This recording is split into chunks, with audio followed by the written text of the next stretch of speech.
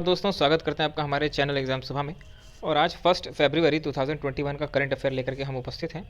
और इसमें हम उन्हीं प्रश्नों को, उन्हीं टॉपिक्स को डिस्कस करने की कोशिश करेंगे जो कि आपके एग्जामिनेशन के लिहाज से महत्वपूर्ण रहते हैं। तो शुरू करते हैं आज का वीडियो, आज के करंट अफेयर्स।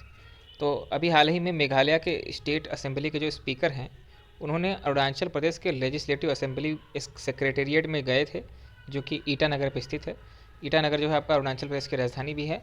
तो वहाँ पे उन्होंने विजिट किया और उसके माध्यम से ई विधान प्रोजेक्ट जो चल रहा है नेशन वाइज, मतलब नेशनल ई विधान प्रोजेक्ट, जिसके अंतर्गत क्या किया जाएगा, विधानसभा की जितनी भी कार्रवाई आपका पैंडेमिक की वजह से रुक गई थी या फिर उसमें बाधा उत्पन्न होती थी, उसको ऑनलाइन करने की कोशिश की जा रही है, इलेक्ट्रॉनिक करने की कोशिश की जा रही है। इसी संदर्भ में उन्होंने ये वहाँ जा कर के उन्होंने अपने भी प्रदेश में इम्प्लीमेंट करने का प्रयास करेंगे। तो ये मेघालय के स्टेट असेंबली स्पीकर ने किया है। तो इससे आपको कुछ बातें जानने को मिल रही है कि यहाँ पे जो ई विधान प्रोजेक्ट है वो आखिर क्या है, ठीक है, इसको फंडिंग कहाँ से मिलेगी, ठीक है। अब किसी भी पर्टिकुलर प्रोजेक्ट में ई विधानसभा को इलेक्ट्रॉनिक मीडिया में कन्वर्ट करना एक बड़ा बड़ा टास्क है। तो उसके लिए फंडिंग जो है आपका नेवा is on the pattern of the central sponsored scheme 60:40 and 90:10 for the northeast and the hill states and the 100% for the UTs. The funding of the e-Vidhan is provided by the Ministry of PA, ठीक है, and technical support by the Ministry of Electronics and the Information Technology. अब समझिएगा ध्यान से। अब इसमें क्या हो रहा है कि इस प्रोजेक्ट के लिए जो पैसे लगाए जा रहे हैं वो आपका जितने भी आपके नॉर्थ ईस्ट स्टेट हैं, नॉर्थ ईस्ट स्टेट में मेघालय, आपका अरुणाचल प्रदेश भी आ जाता है, तो इनके लिए सेंटर देगी 90% पैसा, 10% स्टेट को खुद लगाना पड़ेगा। जबकि अन्य सभी प्रदेशों के लिए 60:40, 60% सेंटर देगा और 40% स्टेट गवर्नमेंट को खर्च करना पड़ेगा। और इसमें कई मिनिस्ट्री यहाँ पे साथ में आई है जिससे कि ये काम होने वाला है। एक आपका मिनिस्ट्री ऑफ पर्सनल अफेयर, इसी तरीके से इलेक्ट्रॉनिक मिनिस्ट्री और जो इन्फॉर्मेशन ब्रॉडकास्टिंग मिनिस्ट्री होती है वो भी आपका इसके साथ में है। ये सभी मिल करके इस पर्टिकुलर प्रोजेक्ट को कर रहे हैं। नेक्स्ट है कि अभी हाल ही में जनवरी के मन की बात प्रोग्राम हुआ, नरेंद्र मोदी जी ने उसमें कुछ बातों का उल्लेख किया। उसमें से एक विशेष बात थी, उन्होंने भाग्यश्री साहू का नाम यहाँ पे दर्ज किया है या फिर उनका नाम उल्लेख किया है। तो आखिर समझते हैं कि ये भाग्यश्री साहू कौन है और उससे हमें एग्जामिनेशन के लिहाज से महत्वपूर्ण क्या फैक्ट मिलता है। तो भाग्यश्री साहू जो है आपका यंग स्टूडेंट है जो कि राउरकेला उड़ीसा से संबंधित है। और उन्होंने क्या किया है कि वो आपका एक पेंटिंग, एक विशेष प्रकार की पेंटिंग से संबंधित हैं जिसको बोलते हैं पट्टा चित्र, ठीक है। पट्टा चित्र मतलब क्या होता है कि क्लोथ्स में, ठीक है, कपड़ों में चित्रकारी जो की जाती है उसको नेशनल रिकॉग्निशन दिया है ये पर्टिकुलर भाग्यश्री साहू जी ने। अब समझते हैं कि ये पट्टा चित्रकारी क्या होती है, पट्टा चित्र क्या होता है, पेंटिंग। सो पट्टा मीन्स क्लोथ एंड चित्रा मतलब चित्र बनाना या पेंटिंग करना। सो क्लॉथ पे, कपड़ों पे पेंटिंग करना, पिक्चर बनाना ही आपका पट्ट चित्र कहा जाता है। So it is picture painted on a piece of cloth, ये आपका कपड़ों के टुकड़ों पे इस पेंटिंग की जाती है। It is based on the state of West Bengal and Orissa. ये आपका दो स्टेट मुख्यतः वेस्ट बंगाल और उड़ीसा से संबंधित है। इसलिए आपका नरेंद्र मोदी जी ने इसको, अब आप जान रहे हो इस समय कि एमएसएमई हो गया, आत्मनिर्भर भारत हो गया, या फिर किसी भी लोकल आदमी को प्रमोट करने की बात हो गई, ये सारे विशेष तौर पर योजनाएँ चल रही हैं, उसी के तहत इनका नाम लिया गया है। नेक्स्ट आपका न्यूज़ जो है मातुआ कम्युनिटी, ये इसके बारे में भी हाल ही में न्यूज आई है। तो मातुआ कम्युनिटी का अभी हाल ही में आप जानते हो कि बंगाल का चुनाव होने वाला है, तो उसमें अमित शाह की रैली होने वाली थी। ये आपका बांग्लादेश के दोनों तरफ, आपका बांग्लादेश के दोनों तरफ सीमा पर रहने वाले ये कम्युनिटी है। और इनके जो मेंबर्स है वो चाहते थे कि अमित शाह कोई होम मिनिस्टर आए यहाँ पे और हमारे कंडीशंस को समझे। तो इसको लेकर के यहाँ पे एक न्यूज ये समझ में आता है कि मातुआ कम्युनिटी कौन है, ठीक है, और इनका क्या सिग्निफिकेंस है, इनका हिस्ट्री क्या है, उसको समझते हैं। तो मातुआ कम्युनिटी जो है आपका वो बंगाल बॉर्डर पे, ठीक है, बंगाल के बॉर्डर पे पाया जाता है, ठीक है, दोनों साइड पाया जाता है। कहने का मतलब है कि कह सकते हो कि बांग्लादेश में भी पाया जाता है मातुआ कम्युनिटी, इसके साथ साथ इंडिया में भी आपका बॉर्डर पे, बंगाल और बांग्लादेश के बॉर्डर पे देखने को मिलता है। अब समझते हैं कि मातुआ कम्युनिटी के बारे में। So it is associated with the religious movement began 1870 by the Harichand Thakur of Namasudra यस्सी फैमिली के थे हरिचंद ठाकुर, और who held from the Safaladanga in the east Bengal.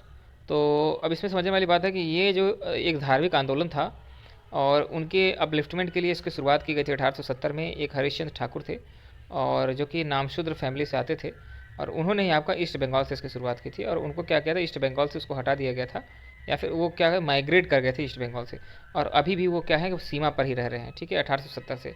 बा, बांग्लादेश और भारत के जो आपका बंगाल स्टेट है वहाँ के। तो अब इसमें इनके जीवनोपार्जन को लेकर के, इनका रिकॉग्निशन को लेकर के, इनको विशेष पहचान को लेकर के, इनको आरक्षण का लाभ, ये सारी बातें जो हैं वो यहाँ पे उठती हैं और उसको भी आपका सेंट्रल गवर्नमेंट तक पहुँचाने की आवश्यकता थी।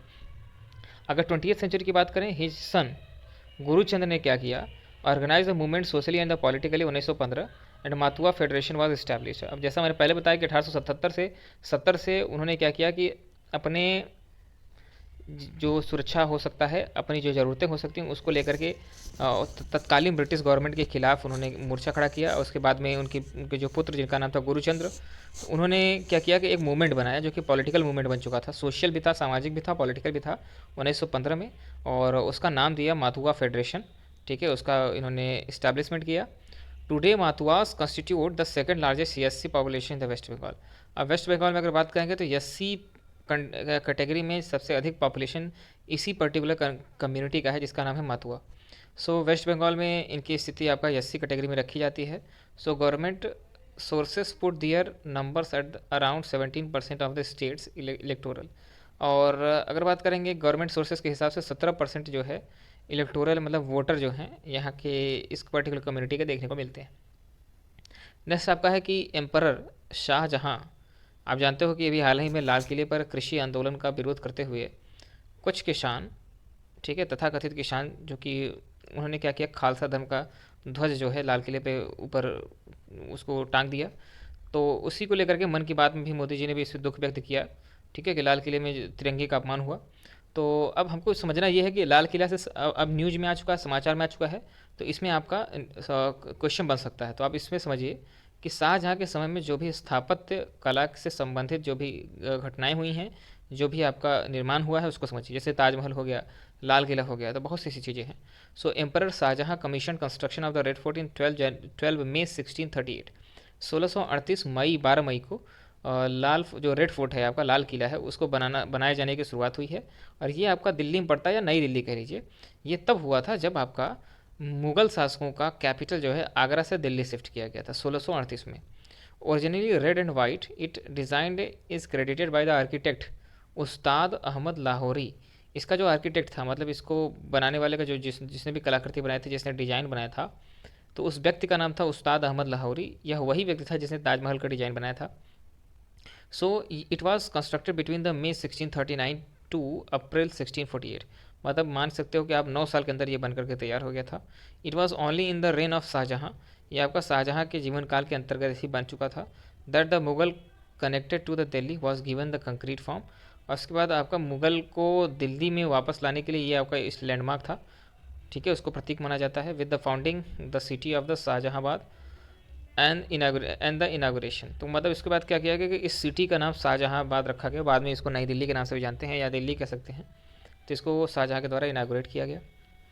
नेक्स्ट आपका है कि मन की बात कार्यक्रम में ही जनवरी 31 को पीएम नरेंद्र मोदी जी ने बात की किसके about the popularity of the yoga in the Chile and the appreciated the Latin American nations love for the Indian culture.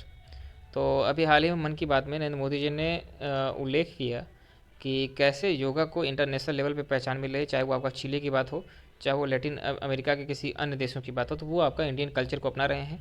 Chilli की बात करेंगे, खासकर चिली जो कि आपका लैटिन अमेरिकन देश है, तो इसमें जो है इंडियन कल्चर को अपनाया जाना एक नई बात नहीं है, बहुत पुराने समय से हो रहा है। अभी हाल ही में चिली ने क्या किया है, 4 नवंबर को उन्होंने अपने देश में नेशनल योगा डे घोषित किया है। ठीक है, अब कमेंट सेक्शन में आपकी जिम्मेदारी बनती है कि भारत का योगा डे कब होता है, उसको आप बताएंगे। इसके बाद आपका 4 November 1962 the first yoga institution of in the Chile was establish by the Jose Rafael Estrada. तो 1662 में ही 4 नवंबर को पहली बार योगा का इंस्टीट्यूशन चिली में पहला योगा इंस्टीट्यूशन लॉन्च किया गया था जॉस राफेल एस्त्रादा के द्वारा। इसीलिए आपका 4 नवंबर को चिली ने नेशनल योगा डे के रूप में मनाने की घोषणा की है। नेक्स्ट आपका न्यूज़ है कि अभी हाल ही में यूनियन टेक्सटाइल मिनिस्टर मतलब कपड़ा मंत्री श्रीमती स्मृति जुबैन ईरानी, उन्होंने इनागोरेट किया है 8th edition of the India international silk fair virtually. अभी इस बार आप जानते हो पेंडेमिक की वजह से ज़्यादातर काम वर्चुअली हो रहे हैं। तो जो सिल्क मेला लगता था इंटरनेशनल जो कि इंडिया में लगता था, उसका 8वां एडिशन जो है वो इस साल वर्चुअली आयोजित किया गया है। So India has long history of silk productions and is the second largest producer of silk. India का जो सिल्क प्रोडक्शन की हिस्ट्री है वो बहुत पुरानी है, और इंडिया इस समय दुनिया में दूसरे नंबर का प्रोड्यूसर भी है। ठीक है। India is only country in the world which produces all the 4 types of the varieties of the silk. Silk में भी बहुत सी वैरायटी होती है, और इंडिया एकमात्र ऐसी कंट्री जो कि चारों तरीके के जो भी वैरायटी हैं सिल्क की उसको प्रोड्यूस करता है। एक आपका मलबेरी हो गया, एरी हो गया, तस्सार हो गया और मुगा हो गया। ये चारों की वैराइटीज़ के सिल्क जो है इंडिया प्रोड्यूस करता है। नेक्स्ट है कि India has around 11 geographical indicators. India के पास 11 जियोग्राफिकल इंडिकेटर्स हैं जो कि इसी से संबंधित हैं, मतलब सिल्क के ही अलग अलग चीज़ें बनाई जाती हैं, जैसे कि पोचमपल्ली इकाठ, इसी तरीके से चंद्रपाल सिल्क हो गया, मैसूर का सिल्क हो गया, कांचीपुरम का सिल्क हो गया, मुगा सिल्क हो गया जैसा कि मैंने उसमें नाम भी बताया, सलेम सिल्क हो गया, आर्नी सिल्क हो गया, चंपा सिल्क हो गया, ठीक है, भागलपुर सिल्क हो गया, बनारस ब्रोकेड हो गया, और बनारस की साड़ियाँ भी हो गई। ये सभी के सभी चीज़ों को जीआई टैग प्राप्त है जो कि सिल्क इंडस्ट्री में काम करती हैं। इस तरीके से मैं समझता हूँ कि आपको जितनी इन्फॉर्मेशन दी जानी चाहिए तो वो मिल चुकी है। इसी तरह के वीडियोज़ देखने के लिए हमारे चैनल को आप सब्सक्राइब करना ना भूलें। धन्यवाद।